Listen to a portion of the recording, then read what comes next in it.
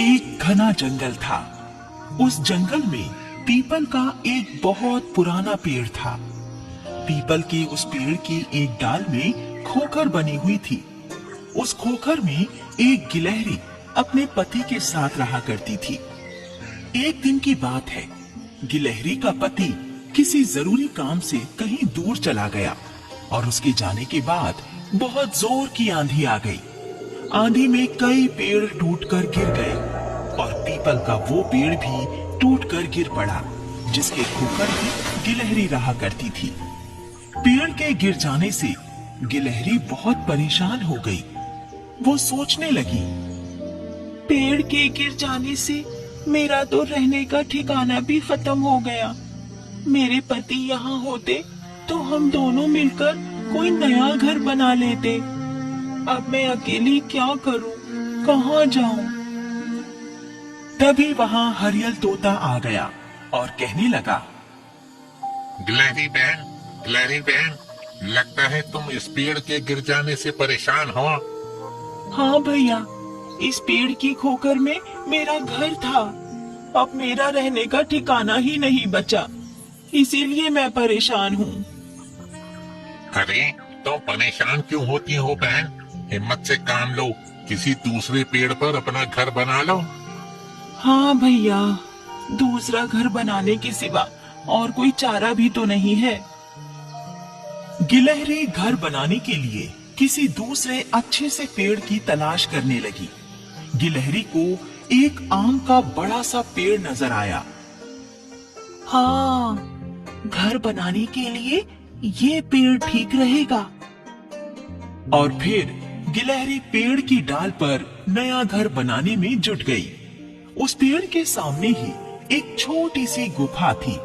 उस गुफा में एक लंगड़ा बिल्ला यानी बिलाऊ रहा करता था। ये बिल्ला बहुत ही दुष्ट और अपराधी प्रवृत्ति का था। दूसरों की चीजें चुराना, छीन झपट करना और गुंडागर्दी करना बिल्ले का पुराना पेशा था।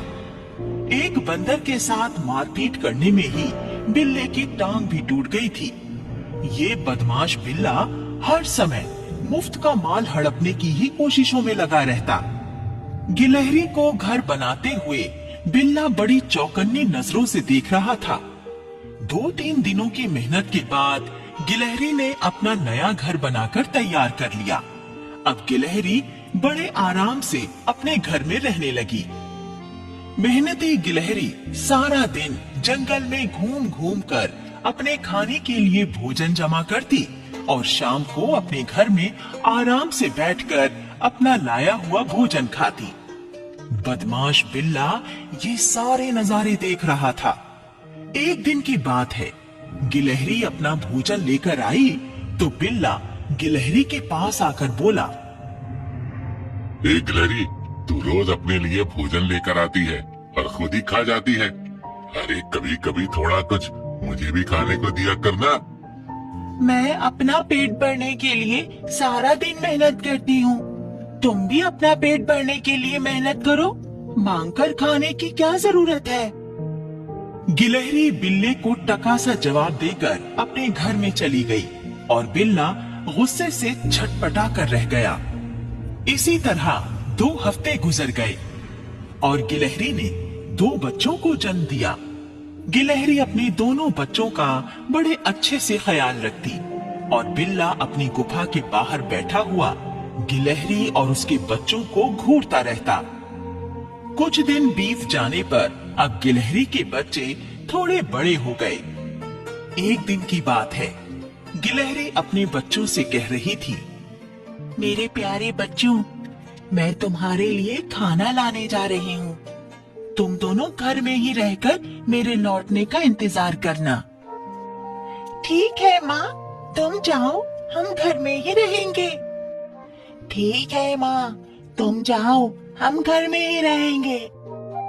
गिलहरी खाना लाने चली गई और बिल्ला अपनी गुफा के बाहर बैठा हुआ ये सब देख रहा था। 3-4 घंटों के बाद जब गिलहरी खाना लेकर वापस आई तो अपने दोनों बच्चों को घर से गायब पाया। अरे, मेरे बच्चे कहाँ चले गए? चुन्नू मुन्नू, तुम दोनों कहाँ हो?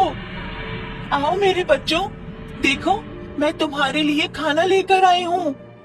चन्नू, मुन्नू। काफी देर इधर उधर खोजने के बाद भी जब बच्चे कहीं नहीं मिले तो गिलहरी बहुत परेशान हो गई। वो बिल्ले के पास आई और उसने पूछा, बिल्ले भैया, क्या क्या तुमने मेरे बच्चों को देखा है? वो घर से कहीं चले गए हैं। हाँ, तेरे बच्चों को मैंने किडनैप कर रखा है। अभी तक तो वो दोनों सही सलामत हैं और तब तक सलामत रहेंगे जब तक तू मेरा कहा मानेगी। बदमाश बिल्ले, तेरी हिम्मत कैसे हुई मेरे बच्चों का अपहरण करने की?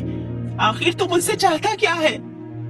अगर तुझे अपने बच्चे वापस चाहिए तो प्रतिदिन मेरे लिए भोजन लाकर देना होगा, नहीं तो मैं तेरे बच्चों को ही खा जाऊंगा।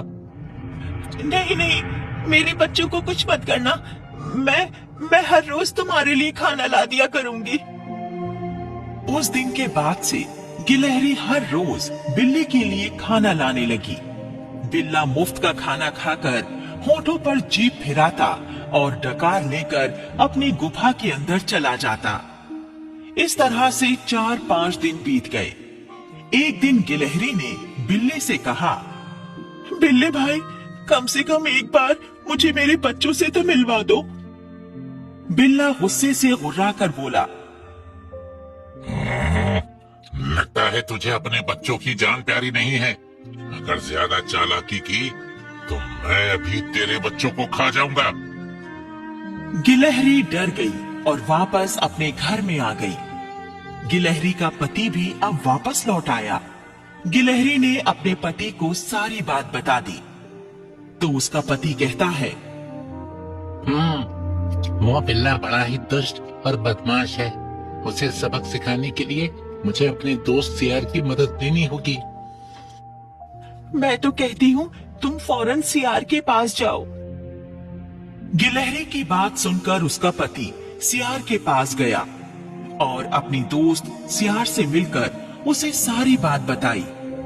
उसकी बात सुनकर सियार ने कहा, अरे, मैं उस बिल्ले को पहले से जानता हूँ। वो पक्का बदमाश है, लेकिन तुम चिंता मत करो, मैं आज उसकी सारी बदमाशी निकाल दूंगा। फिर सियार गिलहरी के साथ चल पड़ा और बिल्ले की गुफा पर आ गया। गिलहरी भी वहां पहुंच गई। सियार गिलहरी से कहता है, गिलहरी बहन, तुम उस बिल्ले को आवाज देकर गुफा से बाहर बुलाओ, फिर मैं उसकी तबीयत फिट कर दूंगा। गिलहरी ने बिल्ले को पुकारा, बिल्ले, ओ बिल्ले, जरा बाहर आओ, देखो मैं तुम्हारे लिए खाना लाई हूँ। बिल्ला गुफा से जैसे ही बाहर आया वैसे ही सियार ने बिल्ले को दबोच लिया और कहने लगा, क्यों बे बदमाश, तेरी हिम्मत कैसी हुई इनके बच्चों को किडनैप करने की? बोल, कहाँ हैं इसके बच्चे? सियार भाई, इनके बच्चे सही सलामत गुफा के अंदर हैं। मैंने उन्हें कोई नुकसान नहीं पहुंचाया। गिलहरी बहन, तुम अंदर जाकर जरा अपने बच्चों को लेकर आओ, तब तक मैं इस बिल्ले की गुंडागर्दी निकालता हूँ। गिलहरी गुफा के अंदर चली गई और सियार बिल्ले की पिटाई करने लगा। सियार बिल्ले को उठाकर जमीन पर पटकने लगा। बिल्ला मार खाकर अधमरा हो गया और हाथ जोड़कर कहने लगा, मुझे माफ कर दो, अब फिर कभी आगे से ऐसी गलती नहीं करूंगा। मुझे माफ कर दो सियार भाई। तभी गुफा के अंदर से गिलहरी अपने दोनों बच्चों को लेकर बाहर आ गई। बिल्ले ने कहा, देखो, गिलहरी के बच्चे बिल्कुल ठीक है। सियार भाई, अब तो मुझे छोड़ दो, मुझे छोड़ दो। बिल्ला हिम्मत जुटाकर खड़ा हुआ और लंगड़ाता हुआ चला गया।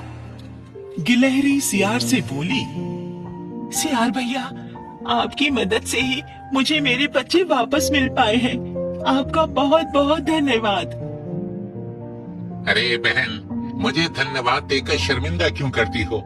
ये तो मेरा